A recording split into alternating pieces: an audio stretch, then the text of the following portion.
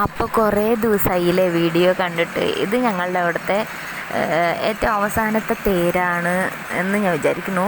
കൽപ്പാത്തി ഗ്രാമത്തിലെ ഒട്ടുമിക്ക തേരും കഴിഞ്ഞു. ഇതായിരിക്കും ഇനി ഇവിടുന്ന് അങ്ങോട്ട് കുംഭാഭിഷേകങ്ങളായിരിക്കും. കുംഭാഭിഷേകം ഡേ അങ്ങനെയൊക്കെയാണ് ആഘോഷിക്കാറ്. ഇനി ഇത് എല്ലൻപുരം അവിടുത്തെ തേരാണ്.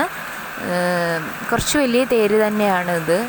അപ്പോൾ ഞാനും സിദ്ധുവും കൂടി വൈകുന്നേരം രാവിലെ കുറച്ച് തേര് വലിച്ചിട്ട് കുറച്ച് ദൂരം വലിച്ചിട്ട് നിൽക്കും. നല്ല മഴക്കാറുണ്ടായിരുന്നു.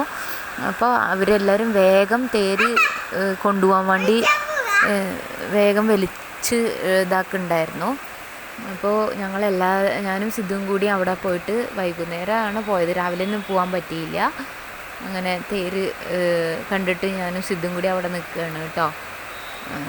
അപ്പോൾ അവിടെ ഒരു കൃഷ്ണൻ്റെ ചെറിയൊരു കുഞ്ഞുവാവ കൃഷ്ണൻ്റെ വേഷമൊക്കെ കെട്ടിയിട്ട് നിൽക്കുന്നുണ്ടായിരുന്നു. അവരെടുത്തിട്ട് നല്ല രസമുണ്ടായിരുന്നു അത് കാണാൻ വേണ്ടിയിട്ട്. ഇതാണ് തേര്. അങ്ങനെ ഞങ്ങൾ തേരൊക്കെ കണ്ട് അവിടെ നിൽക്കുമായിരുന്നു. അത്ര തിരക്കൊന്നും ഉണ്ടല്ലോ. ആ ഗ്രാമത്തിലത്തെ ആൾക്കാരും പിന്നെ അടുത്തുള്ള ഗ്രാമത്തിലെ ആൾക്കാരും അങ്ങനെയാ വരുള്ളൂ. ഈ കൽപ്പാത്തി രഥോത്സവം പോലെ അത്ര ഇതല്ല, ആൾക്കാരുണ്ടാവും. ഞാൻ ആദ്യമായിട്ടാണ് ഈ തേര് കാണാൻ പോകുന്നത്. ഇത്ര അടുത്തായാലും ഞങ്ങൾ അങ്ങനെ പോവാറില്ല. അങ്ങനെയാണ് ഞങ്ങൾ.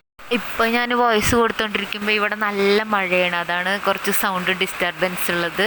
പിന്നെ എല്ലാ കൽപ്പാത്തിയിലത്തെ തേരൊക്കെ വലിയ തേരാണെങ്കിൽ ആന ഉപയോഗിച്ചിട്ടാണ് അവർ ആന വന്നിട്ട് അതിൻ്റെ മസ്തകത്തിൽ ചാക്ക് വെച്ച് കെട്ടിയിട്ട് അതാണ് ഇങ്ങനെ തള്ളുമ്പോഴാണ് തേര് ആൾക്കാർ വലിക്കുകയും ചെയ്യും. അങ്ങനെയാണ് മൂവ് ചെയ്യാറ്. ഇത് വന്നിട്ട് ആനയല്ല, JCB ആണ് അതിന് പകരം അവർ യൂസ് ചെയ്തിരിക്കുന്നത്. ഇത് തേരിലത്തെ കൊത്തുപണികളൊക്കെ ഞാനൊന്ന് സൂം ചെയ്ത് നോക്കിയതാണ്. എനിക്ക് തേര് വലിക്കാൻ പറ്റിയില്ല, കാരണം സിദ്ധുവിനെയും നോക്കണം.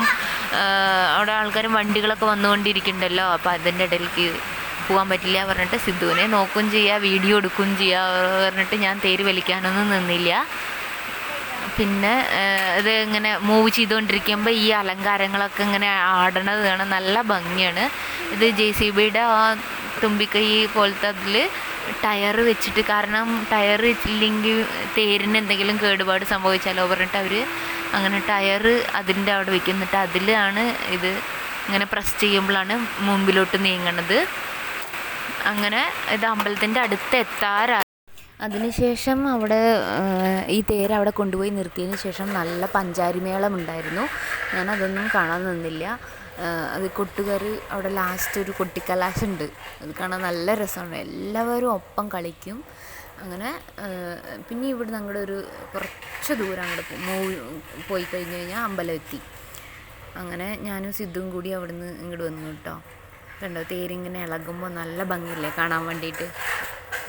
അങ്ങനെ കൊട്ടൊന്നും കേൾക്കാനൊന്നുമില്ല, കാരണം നല്ല മഴക്കാർ വരുന്നുണ്ടായിരുന്നു. അങ്ങനെ ഈ വർഷത്തെ തേരും കഴിയാറായി. അപ്പോൾ ഈ കുറ്റികളൊക്കെ വെച്ചിരിക്കുന്നത് ലാസ്റ്റ് ഇവിടെ പടക്കം വയ്ക്കും. പടക്കം വെച്ചിട്ട് ഒരു പൊട്ടിക്കലുണ്ട്. ഇതാണ് അമ്പലം, അടുത്തെത്തി. ഇനി അവിടെ ലാസ്റ്റ് ഒരു കൊട്ടിക്കലാശമുണ്ട്, എല്ലാവരും കൂടി ചേർന്നിട്ട് ആഘോഷിക്കൽ. അങ്ങനെ ഒരു വർഷത്തെ എല്ലാ തേരുകളും അവസാനിച്ചു. ഇനി ഒരു വർഷത്തെ കാത്തിരിപ്പാണ് അടുത്ത തേരിന് വേണ്ടിയിട്ട്. അപ്പോൾ വീഡിയോ ഇഷ്ടമായ എല്ലാവരും ലൈക്ക് ചെയ്ത് സബ്സ്ക്രൈബ് ചെയ്ത് സപ്പോർട്ട് ചെയ്യണം. ഞങ്ങളെ ഇഷ്ടമായവർ എല്ലാവരും സപ്പോർട്ട് ചെയ്യണം. ഇനി അടുത്ത വീഡിയോ ആയിട്ട് വരുന്നവരെ ബൈ.